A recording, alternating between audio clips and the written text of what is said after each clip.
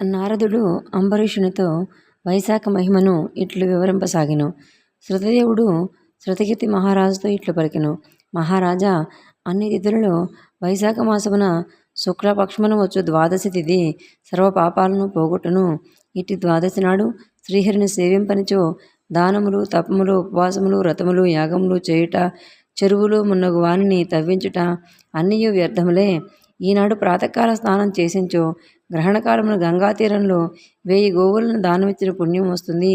ఈనాడు చేసిన అన్నదానము విశిష్ట ఫలము కలుగుతుంది. ఈనాడు యముని పితృదేవతలను, గురువులను, దేవతలను, విష్ణువును అర్చించి జలకలశమును దధ్యనమును ఇచ్చిన వచ్చు ఫలము మాటలకు అందనది, అనగా చెప్పలేనంత పుణ్యం కలిగిస్తుందని భావము.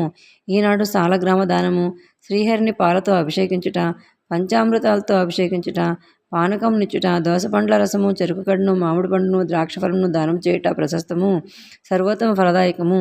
ఇటు ద్వాదశి మహిమను వెల్లడించే కథను వినుము. పూర్వము కాశ్మీర దేశమున దేవవ్రతుడను బ్రాహ్మణుడు గలడు. వానికి మాలిని అని అందమైన కుమార్తె గలదు. అతడు ఆమెను సత్యశీలుడిని వానికి వివాహం చేసెను. సత్యశీలుడు తన భార్యకు మాలిని తన దేశమును కొనిపోయెను. అతడి మంచివాడే అయినను ఆమె అనిన పడదు, ఆమెకును అతడన్న పడదు. ఈ విధంగా వారి దాంపత్యం పరస్పర అనుకూతలు లేకుండాను. మాలిని భర్తను వశీకరణ చేసుకున్న ఉపాయాలను చెప్పుడని భర్తృపరికత్వాలను స్త్రీలను అడిగెను. వారును, మేము మా భర్తలకు చేసిన దాన్ని చేసినట్లు చెప్తున్నాము, మాకు కలిగినట్టు నీకు ఫలితం కలుగునని మందుమాకులు వశీకరణకై ఇచ్చు యోగిని వివరములు చెప్పిరి. మాలినియు వారు చెప్పినట్లే ఆ యోగిని వద్దకు పోయి ధనమునిచ్చి తన భర్త తనకు వశమవునట్లు చేయమని అడిగిను. యోగినికి ధనము తన చేతికి ఉంగరమునిచ్చెను. యోగినియు ఆమెను ఒక మంత్రం ఉపదేశించెను. అన్ని ప్రాణులను స్వాధీనమయ్యడి చూర్ణమునిచ్చుచున్నాను, దీనిని నీ భర్త చేతి తినిపించుము. ఈ యంత్రమును నీవు ధరింపము, ఇందువలన నీ భర్త చెప్పినట్లు వినుము అని చూర్ణమును యంత్రమునిచ్చెను. మాలినియు సంతోషంగా ఇంటికి వచ్చెను. యోగిని చెప్పిన మంత్రం అనుష్ఠించెను. చూర్ణమును భర్త చేతి తినిపించెను. యంత్రమును తాను కట్టుకును. ఆమె భర్తకు ఆ చూర్ణము తినుచుటే వ్యాధి కలిగిను. మరికొన్ని దినములకు ఏమీను అనలేనివాడు, చేయలేనివాడు అయ్యెను. దురాచారులగును ఆమె భర్త మరణించుచో తాను అలంకారము విడవలసి వచ్చినని బాధపడెను. మరలా యోగిని వద్దకు పోయెను. ఆమె ఇచ్చిన దాన్ని భర్త చేత తినిపించెను. వారి ఆరోగ్యం బాగుపడని కానీ ఆమె స్వేచ్ఛగా చరిస్తూ వీటిలతో కాలక్షేపం చేయుచే ఆమెకు వ్యాధులు కలిగి పలు బాధలు పడి తుదకు మరణించెను. యమలోకము చేరి పెక్కు చిత్ర విచిత్రముడు హింసలు అనుభవించెను. పలుమార్లు కుక్కగా జన్మించెను.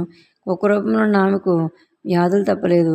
సౌవీర దేశమున పద్మబంధువును బ్రాహ్మణుని ఎంట పనిచేయు దాసి గృహమందు కుక్కగా ఉండెను. ఇట్లు 30 సంవత్సరాలు గడిచినవి. ఒకప్పుడు వైశాఖ మాసం ద్వాదశి నాడు పద్మబంధువు కుమారుడు నదీ స్నానం చేసి తిరిగి వచ్చి తులసి అరుగు వద్ద వచ్చి పాదములు కడుక్కునను. సూర్యోదయములకు ముందే వచ్చి దాసితో పాటు వచ్చిన ఆ కుక్క తులసి అరుగు కింద పడుకుని ఉన్నది. బ్రాహ్మణుడు పాదములు కడుక్కున్న నీరు అరుగుపై పడి జారి కింద పడి ఉన్న కుక్కపై పడెను. ఆ పవిత్ర జలస్పర్శ చేత ఆ కుక్కకు పూర్వజన్మ స్మృతి కలిగిన. తాను చేసిన పాపములను మిగులు పశ్చాత్తాపడి తాను చేసిన దోషములన్నింటినీ చెప్పి, విప్రోత్తమ, దీనురాలనైనా పై దయచూపము. వైశాఖ శుద్ధ ద్వాదశి నాడు చేసిన పుణ్యకార్యమును పుణ్యఫలము నాకు దారపూసి రక్షింపమని బహువిధములుగా వేడుకొనను. కుక్క మాట్లాడటం ఏంటి అని ఆశ్చర్యపడిన ఆ బ్రాహ్మణుడు అది చేసిన పాపమును విని తాను ద్వాదశి నాడు చేసిన ప్రాతకాల నదీ స్నాన, పూజ, కథాశ్రవణము, జపము, తపము, హోమము, ఉపవాసము మున్నగు పుణ్యకార్యముల పుణ్యఫలమునిచ్చుట అంగీకరింపలేదు. కుక్క రూపమునున్న మాలిని మరలా పెక్కు విధములుగా దీనురాలి ప్రార్థించి బ్రాహ్మణుడు అంగీకరింపలేదు. అప్పుడు ఆ కుక్క మిక్కిలి దీనంగా, దయాశాలి పద్మబంధు, నన్ను దయచూడము. గృహస్థుతను పోషించదగిన వారికి రక్షించడం ధర్మము. నీచులు, కాకులు, కుక్కలు ఆ ఇంట్లోని బలులు, ఉచ్చిష్టములు తిండి చేత వానికి పోషములను రక్షింపదగినవి. కావున నేను నీకు పోషురాలను, రక్షింపదగినాను. జగత్కర్మకు యజమానియగు విష్ణువునకు మనము పోషులమైన రక్షింపదగినట్లుగా నేనును నీచే రక్షింపబడిన దానినైనను బహువిధములుగా ప్రార్థించను. పద్మబంధువు దాని మాటలు విని వెలుపలికి వచ్చి ఏమని పుత్రుని అడిగను. పుత్రుడు చెప్పిన వృత్తాంతము కుక్క మాటలు విని ఆశ్చర్యపడను. పుత్రుని చూచిన ఆయన వీటిలో పలుకురాదు. సజ్జనులు ఇట్లా మాట్లాడరు. పాపాత్ములు తమ సౌఖ్యము కొరకై పాపము చేసి అవమానితులవుతున్నారు. సజ్జనులు పరోపకారం కొరకై పాటుపడుతురు. చంద్రుడు, సూర్యుడు, వాయువు, భూమి, అగ్ని, నీరు, చందనము, వృక్షములు సజ్జనుల పరోపకారంకై మాత్రమే ఉన్నారు. వారు చేయి పనులన్నీ పరోపకారములే. వారి కొరకై ఏమీ ఉండను కదా. రాక్షస సంహారణకై దదిచి దేవతలకు దయతో తన వెన్నను దానము చేసెను. పౌరములను రక్షించుటకై శివచక్రవర్తి ఆకలి గల డేగకు తన మాంసమునిచ్చెను. జీమూత వాహనుడు రాజు సర్పరక్షణకై తనువును అర్పించుకును. కావున భూసురుడు భూమిపై ఉన్న దేవతల బ్రాహ్మణులు దయావంతులై ఉండవలను. మనసు పరిశుద్ధంగా ఉన్నప్పుడు దైవం వర్షించును. మనశుద్ధి నుంచో దైవం వర్షింపదు. చంద్రుడు ఉత్తమాది భేదములు లేకుండా వెన్నెలను అంతటిని ప్రసరింపచేయుచున్నాడు కదా. కావున నేను దీనురాలని అడుగుతున్న ఈ కుక్కను నా పుణ్యకారముల ఫలమునిచ్చి ఉద్ధరించినట్టు పలికిను. ఇట్లు పలికి ద్వాదశి నాడు తాను చేసిన పుణ్యకారం ఫలమును కుక్కకు దారిపోసి, నీవు పాపం లేని దానివై శ్రీహరిలోకం పొమ్మని పలికిను. అతడిట్టు పలుకుచుండగా ఆ కుక్క రూపం విడిచి దివ్యభరణం భూషితురాలే సుందరిగా నిలిచెను. బ్రాహ్మణునికి నమస్కరించి కృతజ్ఞతలు తెలిపి తన కాంతితో దిక్కును ప్రకాశింప చేయుచు దివ్య విమానానికి పోయిను.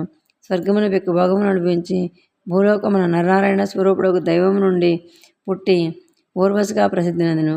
యోగులు మాత్రమే పొందినట్టి అగ్నివలే ప్రకాశించినట్టి సర్వోత్తమైనట్టి ఎట్టివారికైనా మోహం కలిగించినట్టి పరమార్థ స్వరూపముకు సౌందర్యాన్ని పొందెను. త్రిలోక సుందరిగా ప్రసిద్ధి చెందెను.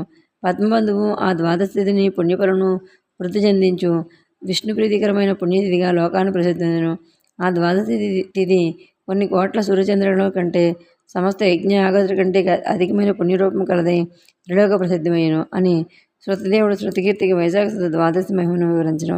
నారదుడు అంబరీషునికి వైశాఖ మహిమ వివరించి చెప్పిన వైశాఖ పురాణం 29వ అధ్యాయం సంపూర్ణం. సర్వే జనా సుఖినో భవంతు.